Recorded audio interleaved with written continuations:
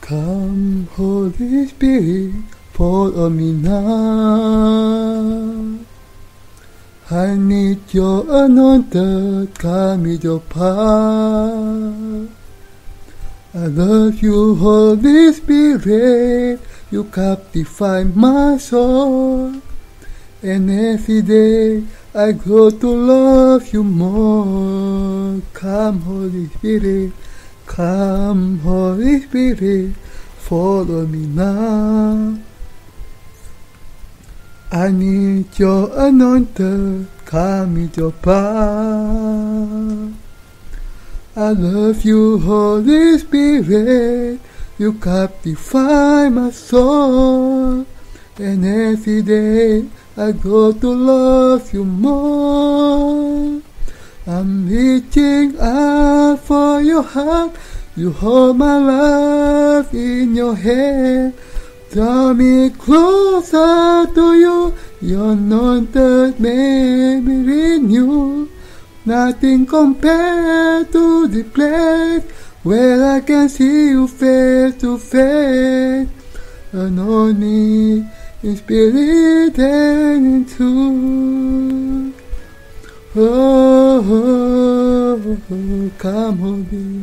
Come, Holy Spirit, follow me now. I need your anointed, come with your power. I love you, Holy Spirit, you captivate my soul. And every day I go to love you more. I'm reaching out for your heart, you hold my life in your hand. Draw me closer to you, your anointed make me renew. Nothing compared to the place where I can see you face to face. Anoint me in spirit and in truth.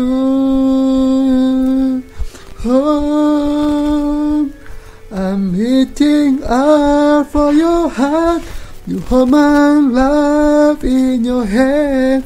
Draw me closer to you, your anointed make me renew. Nothing compared to the place where I can see you face to face. Anoint me in spirit and in truth. Oh, anoint me in spirit and in truth.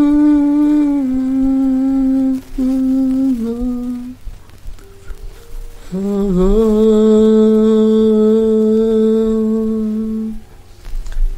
thank you, Lord.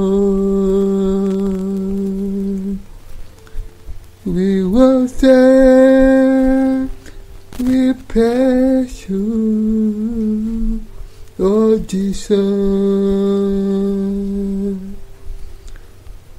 Thank you for your grace, for your abundant mercy.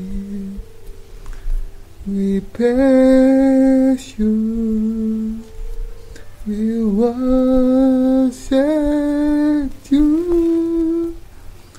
Oh, oh, you are the Lord of Savior.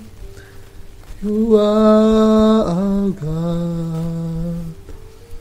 We praise you. We give you praise. Oh, oh, oh,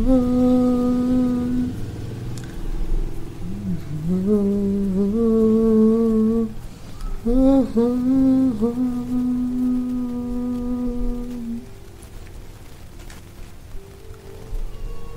I'm reaching out for your heart. You hold my life in your hand. Draw me closer to you. Your anointed make me renew. Nothing compared to the place where I can see you face to face. Anoint me in spirit and in truth. Oh, I'm reaching out for your heart. You hold my life in your hand. Draw me closer to you. You're not that make me read you. Nothing compared to the place where I can see you face to face. Anoint me in spirit and in truth. Anoint me in spirit and in truth.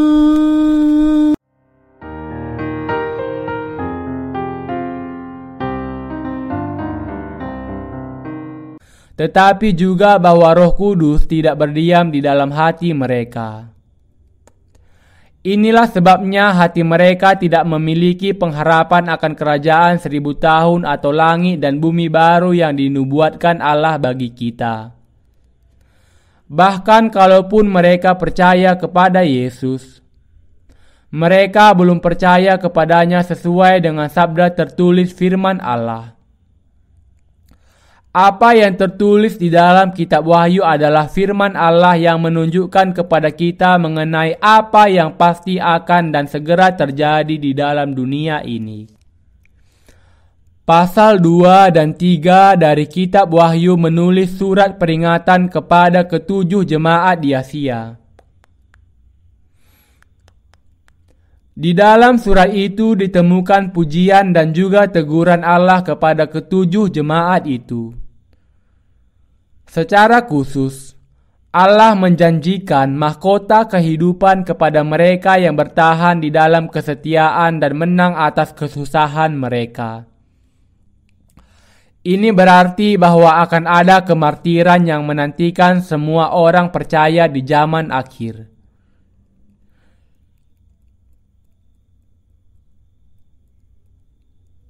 Kitab Wahyu adalah mengenai kemartiran orang-orang kudus, kebangkitan dan pengangkatan mereka, dan janji mengenai kerajaan 1000 tahun dan langit dan bumi baru yang diberikan Allah kepada mereka. Kitab Wahyu bisa menjadi penghiburan dan berkat yang sangat besar kepada mereka yang percaya kepadanya dalam kepastian akan adanya kemartiran, tetapi hanya sedikit yang bisa ditawarkan kepada mereka yang tidak percaya kepadanya. Kita dengan demikian bisa hidup dalam keteguhan dengan berpegang kepada iman kita kepada firman janji yang tertulis di dalam kitab Wahyu mengenai kebenaran tentang akhir zaman. Pokok yang paling penting di dalam kitab Wahyu adalah mengenai kemartiran, kebangkitan dan pengangkatan orang-orang kudus, dan kerajaan 1000 tahun serta langit dan bumi baru. Inilah sebabnya tujuan dan kehendak Allah bagi gereja mula-mula adalah supaya orang-orang kudus bisa mempertahankan imannya sampai akhir walaupun menghadapi kemartiran.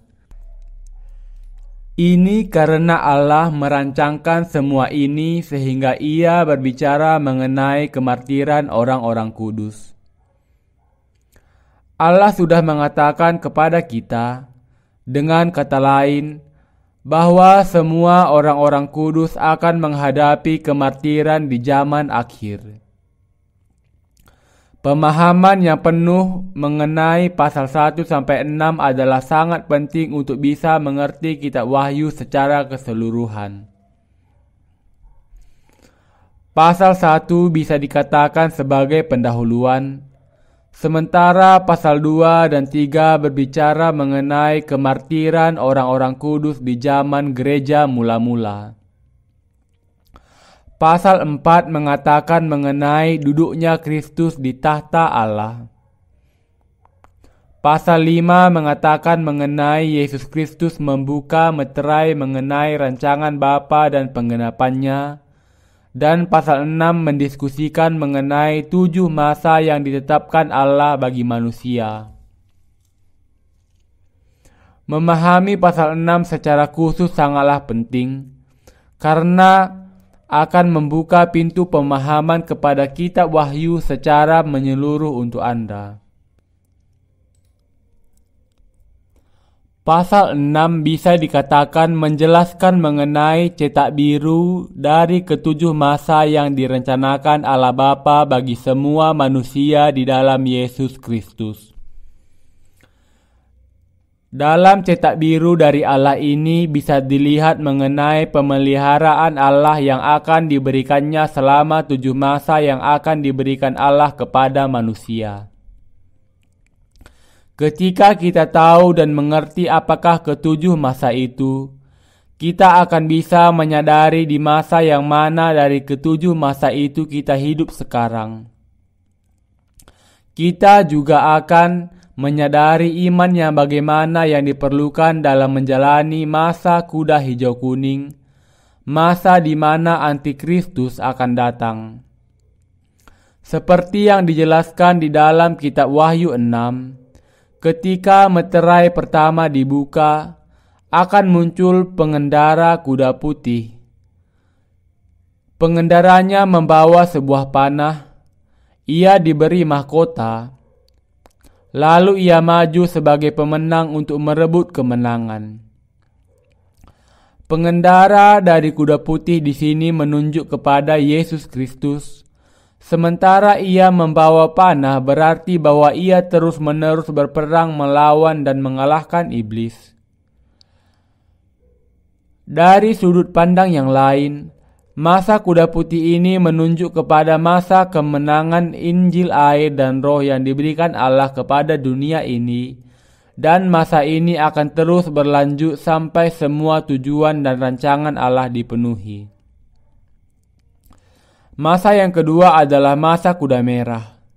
Ini menunjuk kepada datangnya masa iblis, di mana iblis akan menipu hati manusia untuk mengadakan peperangan, menghilangkan damai dari dunia dan menganiaya orang-orang kudus.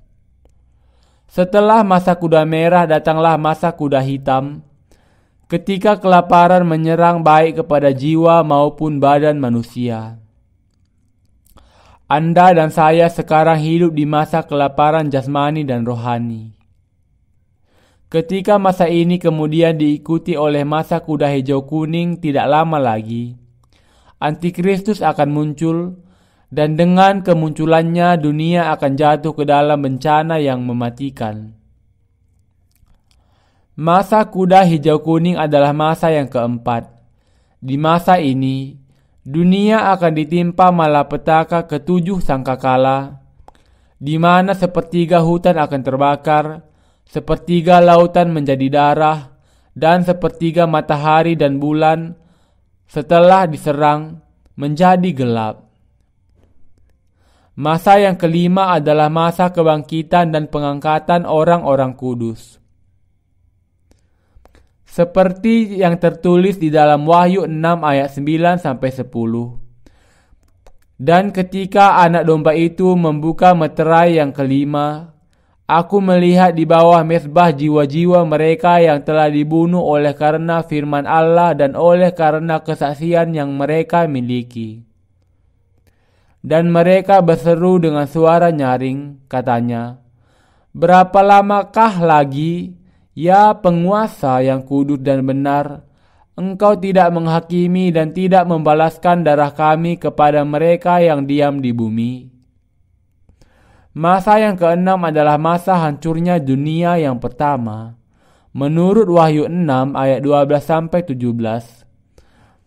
Maka aku melihat ketika anak domba itu membuka meterai yang keenam, sesungguhnya terjadilah gempa bumi yang dahsyat dan matahari menjadi hitam bagaikan karung rambut dan bulan menjadi merah seluruhnya bagaikan darah. Dan bintang-bintang di langit berjatuhan ke atas bumi bagaikan pohon ara menggugurkan buah-buahnya yang mentah, apabila ia digoncang angin yang kencang.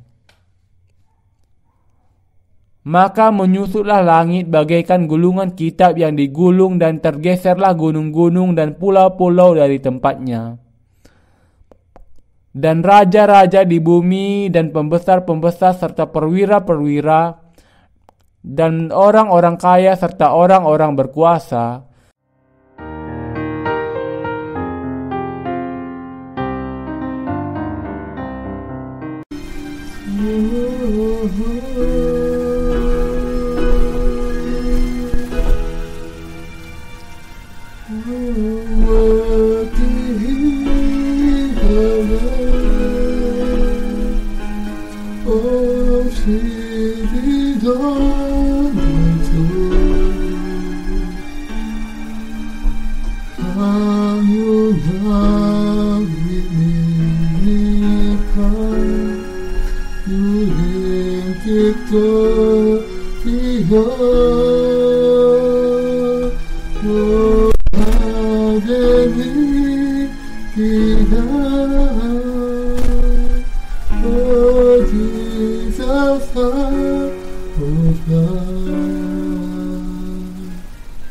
The turning of heaven crucified.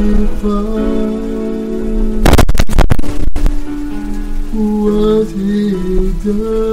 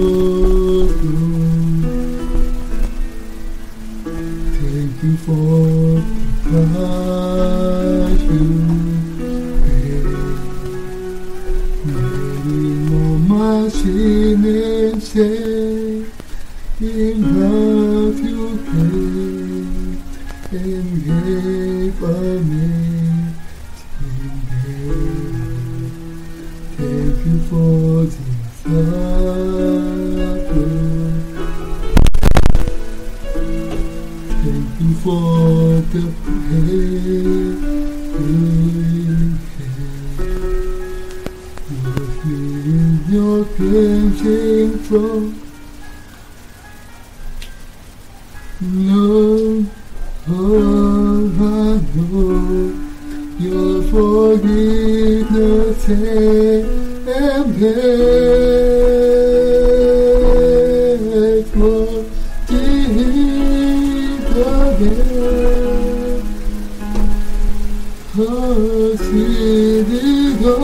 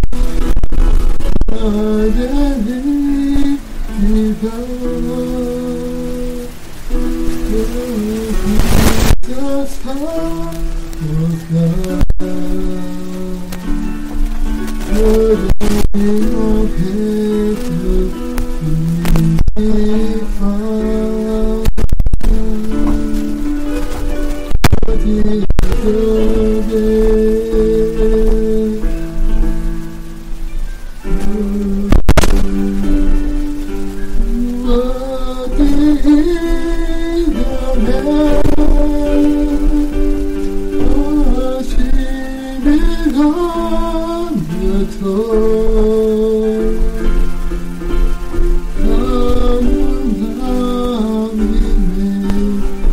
Because you have become beyond